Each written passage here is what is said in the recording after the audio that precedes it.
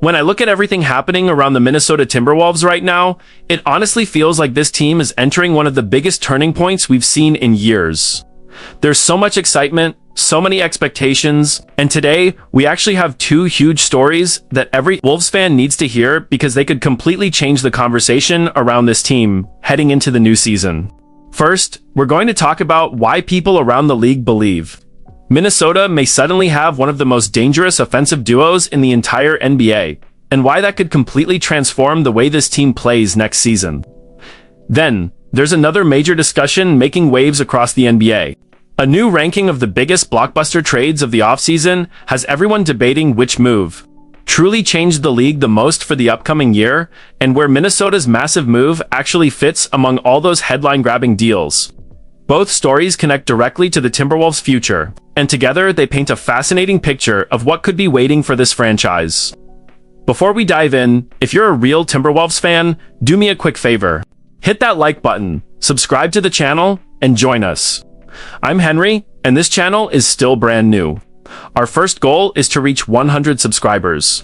And I'd love for the fans who believed in this community from day one to be the ones helping us get there. If you truly believe in the future of the Wolves, you're in the right place. So let's jump into the first story, because, honestly, this is exactly why so many Timberwolves fans are excited about what this team could become. According to Ryan Eichten of Minnesota Timberwolves on SI, the blockbuster trade that brought LaMelo Ball to Minnesota may have done much more than simply add another all-star level player. The belief around the league is that pairing Ball with Anthony Edwards could create one of the most explosive offensive backcourts in the entire NBA. Think about where this team was just a few months ago. The Timberwolves had incredible size, physicality, and athleticism, but they also had a spacing problem. Having Rudy Gobert and Julius Randle sharing the front court often meant defenders could collapse into the paint, making life much harder for everyone else offensively. Now, that picture looks completely different. Instead of building around overwhelming size, Minnesota is suddenly built around two dynamic 24-year-old guards who can both score from anywhere on the floor and completely stretch opposing defenses. And that's where Anthony Edwards deserves a lot of attention. 2 seasons ago, Edwards completely transformed himself as a three-point shooter. He improved from shooting 35.7% from deep to an outstanding 39.5%. While almost doubling his made three-pointers from 2.4 per game to 4.1. That wasn't just a good season, it was historic. Edwards became only the 5th player in NBA history to average at least 4 made three-pointers per game while shooting at least 39% from beyond the arc. The only other names on that list were Stephen Curry, Klay Thompson, Buddy Hield, and Damian Lillard. That's incredible company to be part of. Now add LaMelo Ball to the equation. Last season with the Charlotte Hornets, Ball quietly had one of the best three-point shooting years in the entire league.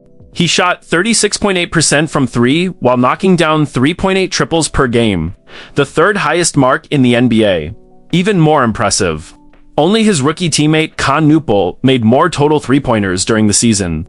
That made Ball and Newpol the first teammates to finish 1st and 2nd in total made threes since Stephen Curry and Klay Thompson accomplished the feat during the 2016 through 2017 season. That shooting completely transformed Charlotte's offense. The Hornets finished with the 5th best offensive rating in the NBA after ranking 29th the previous season. Now, imagine that level of spacing, but replacing Charlotte's roster with Anthony Edwards, Jaden McDaniels, Ayo Dosunmu, Jalen Clark, Terrence Shannon, JR, Rudy Gobert, Rookie Joan Behringer, and the rest of this Minnesota core. That's why people are so excited. Ball has become one of the NBA's best creators when it comes to generating open three-point shots for teammates.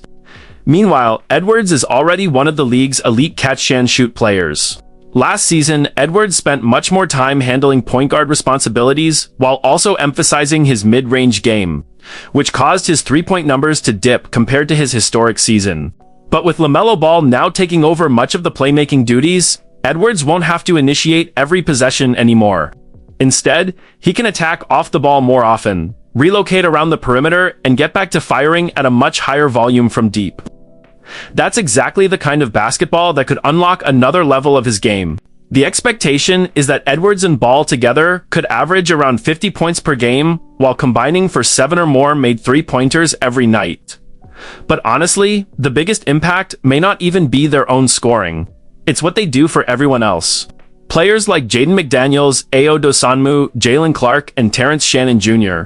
should all benefit from cleaner driving lanes, better ball movement, and far more open looks because defenses simply can't afford to leave either Edwards or Ball. Then there's Joan Behringer. The 20-year-old French rookie showed flashes during Summer League with his athleticism, rim running ability, and lob finishing, even though he's still a raw offensive prospect. Playing alongside two elite perimeter creators should make his transition into the NBA much smoother because he'll constantly have space to operate around the basket.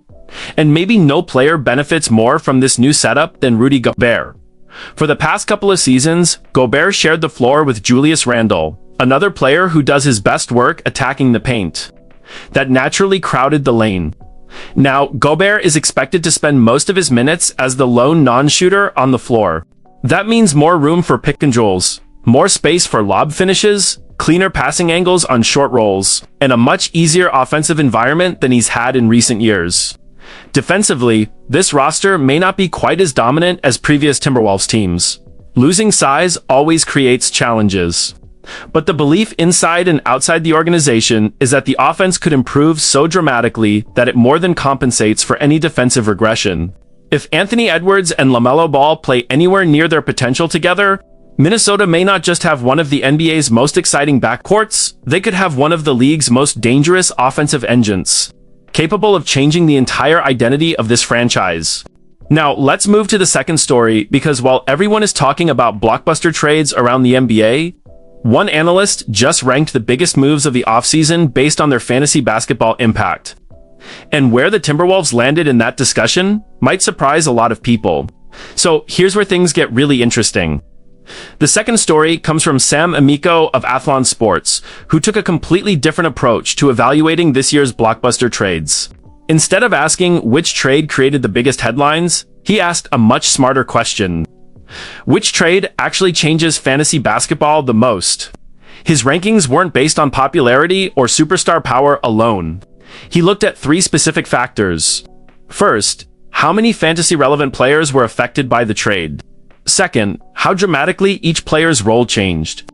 And finally, whether those changes should force fantasy managers to completely rethink where they're drafting those players.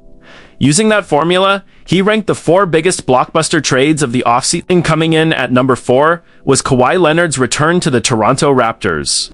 Amico acknowledged that it was one of the most emotional and nostalgic moves of the summer, but he doesn't believe it completely reshapes fantasy basketball. Yes, Kawhi returning to Toronto changes the offensive environment for Scottie Barnes. And it also impacts Brandon Ingram, who now joins a Los Angeles Clippers team going through a major transition. But according to Amico, the biggest question surrounding Kawhi hasn't changed at all. Can he stay healthy? When he's on the floor, everyone knows exactly what kind of player he is. The concern has always been availability. Scottie Barnes should continue filling up the stat sheet, and the Raptors will still put the ball in his hands plenty. As for Brandon Ingram, the Clippers already have multiple creators, so Amico isn't expecting some massive statistical explosion there either. Then came number 3, and that's where the Timberwolves entered the conversation. The addition of LaMelo Ball to play alongside Anthony Edwards was ranked as the third most important fantasy trade of the offseason. Amico believes Ball is stepping into a much better basketball situation than he had in Charlotte. He'll have better teammates, more talent around him, cleaner passing lanes, and one of the league's most explosive scorers, finishing many of his assists. That's all great news. But there's another side to the conversation. Usage. Anthony Edwards needs the basketball. LaMelo Ball also thrives with the ball in his hands. And don't forget that Ayo Dosunmu is now part of Minnesota's guard rotation as well.